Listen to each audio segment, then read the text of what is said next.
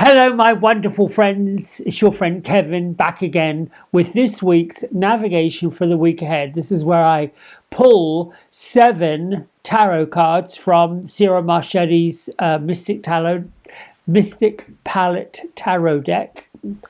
I should just show you, shouldn't I?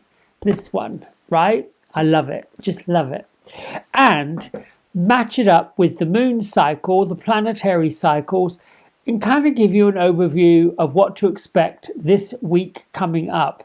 And this week is one of those bumper weeks. Let's get right to it. We have a new month coming up, and we have a full moon coming up, and we have all of these luscious cards, which are quite something. I like to lay them out, starting with Sunday through Saturday, and get the story of what's going on. Get the story and link it with the moon and link it with all these other things. So let's just start with just a general overview. The month of April brings an epic astrological energy with it because Uranus, which is the planet of chaos, mayhem, mischief, madness, is moving, and permanently this time, into the sign of Gemini. Now, it bounced back into Taurus last year, then came back into Gemini again. But it's going to remain here, or it's going to remain in the sign of Gemini till 2032. And the last time it happened was between 1941 and 1949, when there were huge communication issues. So as a result of that, back then, the changes shaped the modern world. So the question is, what kind of repeat is going to occur this time? When it comes to the world of AI, which is the new communication technological change, my friends, you need to brace yourself because we haven't seen anything yet. You can be assured that old ideas are going to be discarded and making way for new ones. It's another taste that where do you need to revolutionize your life? Put it that way. Uranus relishes in surprises. So I think this week, as this planet changes, we've got to stay pretty flexible, pretty adaptable, pretty kind of like, okay, let's just go with the flow, which is why I think that, you know, our ancestors and people, let's go over this camera, our ancestors and astrologers and psychics and people who talk to their own collective energies are saying, stay present, stay grounded, stay in the moment, move with the flow of things. As we watch so much of what we believe to be stable and secure just fall to pieces, fall apart. You know, things, well, it didn't work out, moving on.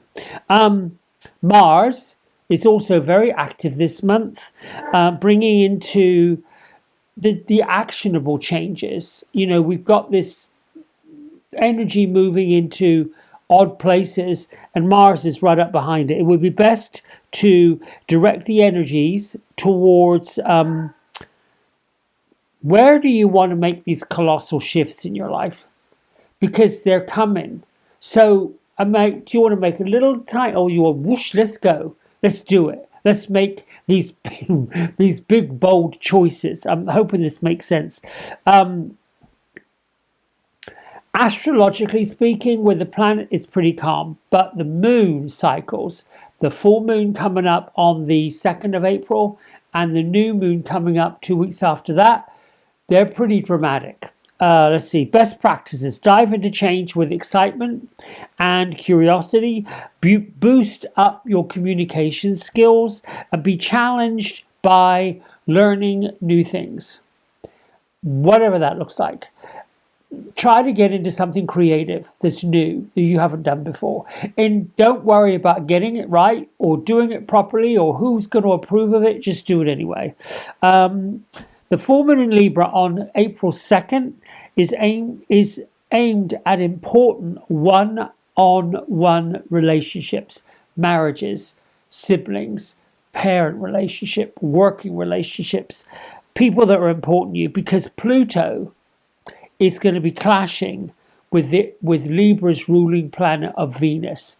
So the full moon's in Libra, its ruling planet Venus is having a clash with Pluto.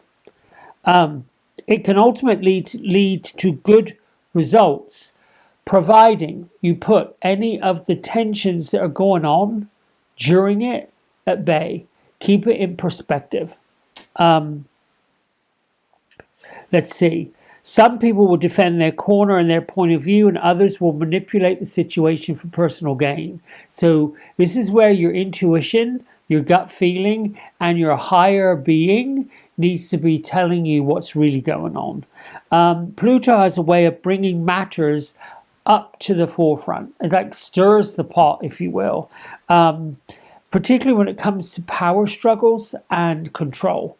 That will all come to the surface. It would be wise to be aware of any of these potential issues ahead of the game.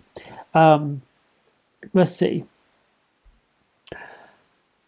Particularly if you know someone's got the potential for manipulating situations, I don't know how you would navigate that.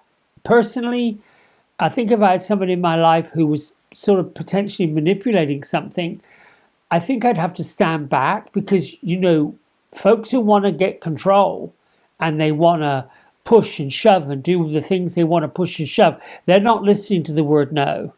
They want to be front and center and they want to put their point across, and that's fine. I'm trying to get all of us to the diplomatic way of saying, can I sit on that for a bit? I'm not going to answer that right now. Or be honest with the feeling of, somehow I feel like something's going on here that I need more information. Any way to diffuse any of this caustic tension, because you've got Uranus changing signs into Gemini. That's all about communication. You have the full moon in Libra, which is all about balance, and then you've got Venus, the planet of love and understanding, all in a clash with Pluto that wants to destroy the world and bring truth up. So you kind of get this a little bit like a storm in a teacup kind of thing going on. Let's see. Let's get right to the moon and these cards. So I want to move the camera over here. So Sunday, 29th of March, we got the moon in Virgo. It's a powerful day to look at your life, and the energies will help you declutter physically and metaphysically, not so much emotionally. Now, it's a number 6 angel numerology day, all about revitalizing, reliving, relooking at, seeing things in a different way. We also have the 7 of Swords. So pay close attention to your ethical behavior. Your conscience may be challenged by potential actions. If you feel your actions or your intentions on Sunday are wrong or duplicitous, they likely are. And when in doubt, don't. Moving on, the moon is in Virgo, so a powerful day to look at details of your life. The energies will help you declutter. I already went through that. Monday, we got this Knight of Swords. It's a number 7 angel numerology day, all about focus. And the Knight of Swords is a card that's about making assumptions and jumping to conclusions. In the essence of this, sometimes acting with impulse and leading with your intuition can lead to great wins. It can garner good results. On the other hand, if the assumptions are wrong, and if you jump to the wrong conclusions, it can lead to a faulty chain of reasoning, which can lead to disaster. So this card is all about ideas and communication. Be aware of which way the wind is blowing. In other words, act a bit with caution on Monday rather than being too impetuous. Moving on into Tuesday, it's a number 8 angel numerology day, all about success. We got the 5 of Wands. The energy of this card depends on the circumstances that surround it. On one hand, it means that things are being pulled together with the help from other people. as shown in this card at the bottom. They've got the ribbon around these wands. And on the other hand, it can be things being pulled apart in secret, as shown by the hand on the top of the card, pulling away and trying to undo these wands. This is about creating situations to your liking, either directly or by force. The moon is in Virgo on Tuesday, boosting your organization skills and getting your house in order. Now, that could be your house, physical house, it could be your house of work, it could be your house of business. Just get things in order, sort out any mess, streamline your life so you can focus on future goals, things that are coming up. Moving on to Wednesday. This is the first day of the month. It's a number 6 angel numerology day. Now, why are we going backwards in the numbers? Because the date changed. So you add up the calendar date, you come up with the angel numerology number. This is again about diplomacy, keeping the faith, moving forward by looking at things in a new way.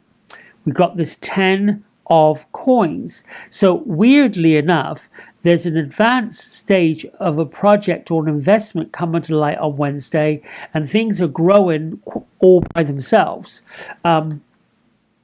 This card shows the potential for unlimited success.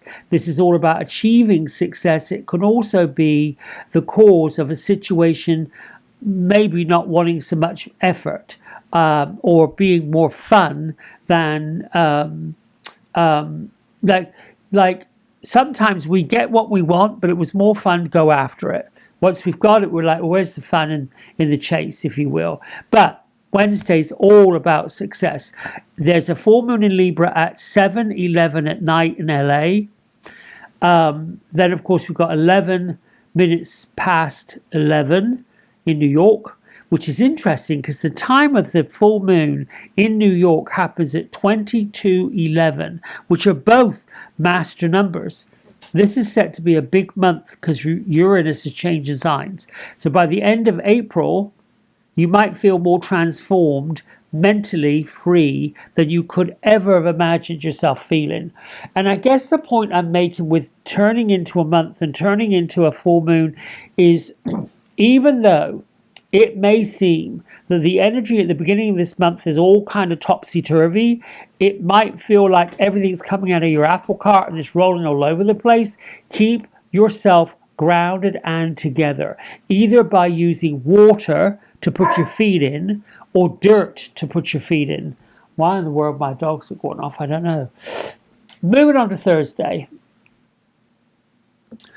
So moving on to Thursday, we have the Fool card, which is the very first card of the major arcana. It happens to be a number 7 angel numerology day, which is about focus. So this Fool will be setting off on a new journey and taking the first steps, even though the outcome of the journey is not known. On one hand, it can be exciting and magical, and the result of ideas and creative ambitions and those kind of things, following your passion, following your heart, and using your resources that you've already learned to get you to this place. And on the other hand, it can be a time of great risk or uncontrollable chaos. The energy is being fed by your attitude. The Fool card is really, in any deck you've ever seen, it's about somebody taking off on a journey, which is what the major arcana is. It's a beginning of a brand new journey where you're not really sure what's going to happen. And to be honest with you, it sort of like turns the corner of a new month, a new season. You kind of get the picture that, you know, go along, be up for the ride ahead as opposed to pushing back against it. This is why so many things are coming apart, because they have to come apart.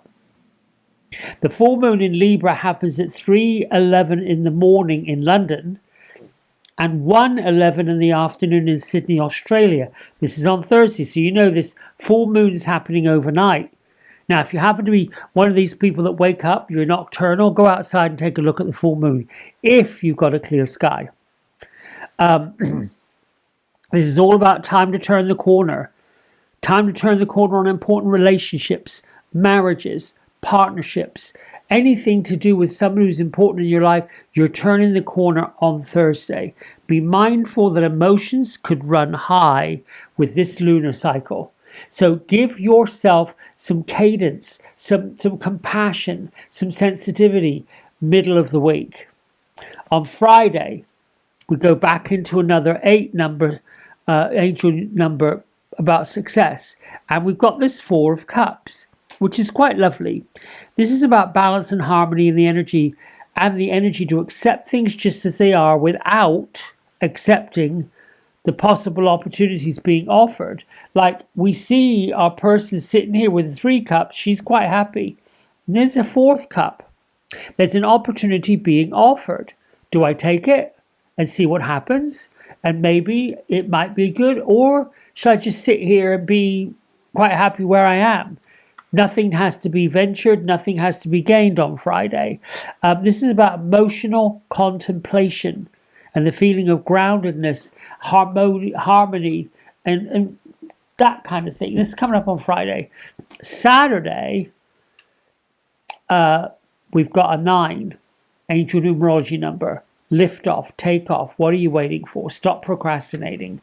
There's also the 6 of Swords. Now, this card symbolizes an uneasy escape or the release from a melancholy past. It signifies a hope for new life on the shores coming up. Like we see a woman in a boat. She's surrounded by the owl sitting there and the pussycat sitting on her lap. And then we've got a bird holding up the chandelier. Kind of like the water isn't choppy, she's just sailing forward. So in other words, your dreams of a better life may be coming up for you on Saturday. You might have turned over a bunch of stones during the week that's led you to saying, look, on Thursday I had the brand new journey. On Friday, do I take a leap and go, or do I stay where I'm at? And Saturday sees it going forward.